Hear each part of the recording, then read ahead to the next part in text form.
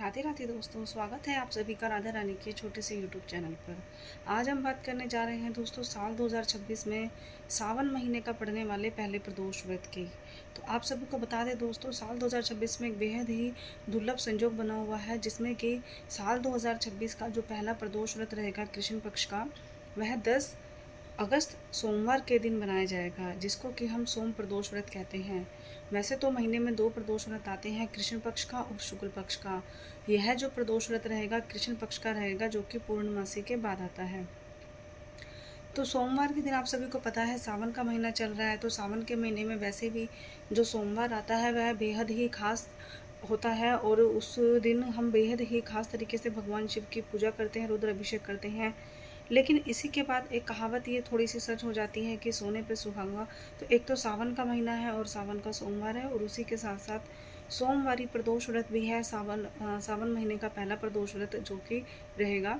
तो वह हमारे लिए बेहद ही खास हो जाता है। ऐसे में आप सभी को अपने मन की इच्छाओं को पूरा करने के लिए भगवान शिव की भरपूर आराधना करनी है, सच्चे मन से, बिना लोभ और लालच के। तो आप सभी को करना क्या है दोस्तों, सोमवार और सोम प्रदोष व्रत दोनों के ही दिन एक ही जैसी पूजा कर सकते हो, इसमें कुछ खास अलग नहीं होता है। तो आपको भगवान का पंचामृत से रुद्र अभिषेक ज़रूर कराना है, जिसमें कि आप दूध, दही, घी, शक्कर और किसी भी फल का रस मिलाकर या गंगा जल मिलाकर आप भगवान शिव का अभिषेक कर सकते हो। उनको वस्त्र में के आप जो जनेऊ होता है, जनेऊ में आपको भगवान शिव को और भगवान श्री गणेश को अर्पित करना है। माता पार्वती को आप पीली चुन्नी, लाल चुन्नी, हरी चुनरी भी चढ़ा सकते हैं, हरे वस्त्र भी चढ़ा सकते हैं आप। तो उसके बाद आपको भगवान शिव के शिवलिंग पर लाल चंदन, पीला चंदन, सफ़ेद चंदन, इत्र, भस्म इत्यादि का लेप लगाना है, इत्यादि से उनको श्रृंगार करना है। और फिर आप धतूरा, पान धतूरा, बेलपत्र, आंकड़े के फूल, भांग, कनेर के फूल या केतकी, और केतकी के फूल के अलावा कोई सा भी फूल आप चढ़ा सकते हो, तो जो आपको आराम से मिल सके। बाकी इसके अलावा जैसा भी जो भी चीज़ें आपके पास हो आप उन्हीं से पूजा कर सकते हैं, नहीं है तो कोई बात नहीं।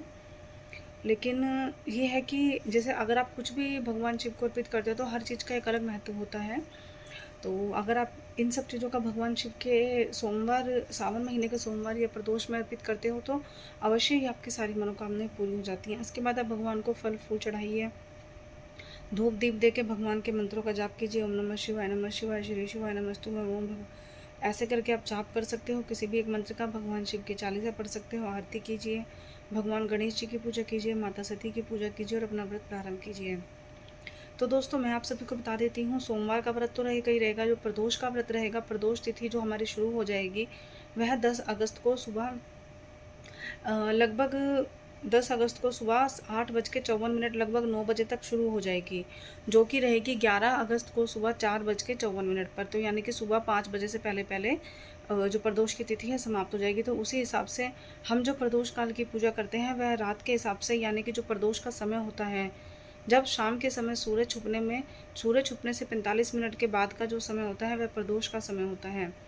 और जिस समय हमारी ये प्रदोष की तिथि लग रही होती है उसी समय हम प्रदोष की पूजा, प्रदोष का व्रत रखते हैं। तो उस हिसाब से तो 10 अगस्त सोमवार को ये तिथि मान्य रहेगी, इसीलिए 10 अगस्त सोमवार को ही व्रत रखा जाएगा। शाम की जो पूजा का समय रहेगा दोस्तों वह 7:02 से लेकर 9:18 तक का रहेगा। आप इस बीच में प्रदोष काल में भगवान शिव के प्रदोष व्रत की पूजा कभी भी कर सकते हो, या सोमवार के व्रत की पूजा भी आप कर सकते हो। दोनों में कुछ खास अंतर नहीं है। आप जो भी जैसे भी भगवान शिव का व्रत रखते हैं वैसे आप रखते आइए, आपको कुछ अलग नहीं करना है। आपको मीठे से अपना व्रत खोलना है। भगवान को मीठा कुछ भी प्रसाद, मिठाई, अपने घर में बनाया हुआ कोई भी मीठा अन्न का व्यंजन या किसी भी चीज़ का मीठा व्यंजन हो, आप भगवान शिव को अर्पित कीजिए और फिर अपना व्रत खोलिए। सोमवार के व्रत में भी मीठा ही खाया जाता है और प्रदोष के व्रत में भी मीठा खाया जाता है। लेकिन दोनों ही व्रत के लिए मैं आपको बता देती हूँ, यदि आपको किसी भी प्रकार की जैसे कि बीपी, थायराइड, शुगर या इत्यादि की आपको कोई शारीरिक समस्या है, बीमारी है, तो आप उस समय में सेंधा नमक से बनाया हुआ भोजन का उपयोग कर सकते हैं। यदि कोई बीमारी नहीं है तो आप मीठे से ही व्रत रखें, ये आपके लिए उत्तम रहेगा।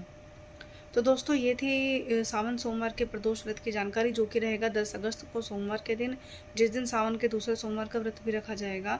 आप अपने हिसाब से जो व्रत रखते हैं वही रखिएगा। आप जब आप पूजा करेंगे तो आप भगवान से कामना करेंगे तो आप बताइएगा कि मैंने सोमवार का व्रत रखा है, जो आपका प्रदोष व्रत होता है वो, या दोनों ही व्रत है। तो आप अपने ये मन की बात को स्पष्ट जरूर कीजिएगा और उसके बाद अपनी मनोकामनाएं मांगिएगा।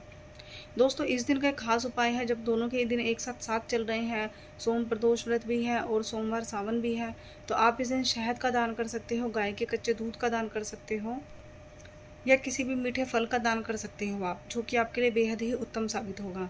तो दोस्तों ये थी मेरी सावन सोमवार और सावन प्रदोष व्रत की पूरी जानकारी। दी गई जानकारी पसंद आई तो चैनल को लाइक शेयर सब्सक्राइब जरूर कीजिएगा। इसके जस्ट बाद हम मिलेंगे दोस्तों सावन सोमवार सोम प्रदोष व्रत की व्रत कथा के साथ, क्योंकि आप सभी को पता है कि कोई भी व्रत हम रखते हैं, चाहे सोमवार का हो, चाहे एकादशी का हो, या शिवरात्रि का हो, या सावन सोमवार का हो, या प्रदोष का हो, बिना कथा के व्रत अधूरा होता है। और मेरा जो चैनल पर आप सभी को व्रत की जुड़ी जानकारी, साथ ही साथ उनसे जुड़ी सभी कथाएं भी आपको प्राप्त हो जाएंगी।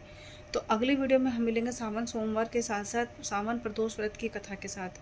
जब तक मेरी बाकी वीडियो देखिएगा, चैनल को लाइक शेयर सब्सक्राइब कीजिएगा, और मिलते हैं अगली वीडियो में। तब तक के लिए राधे राधे।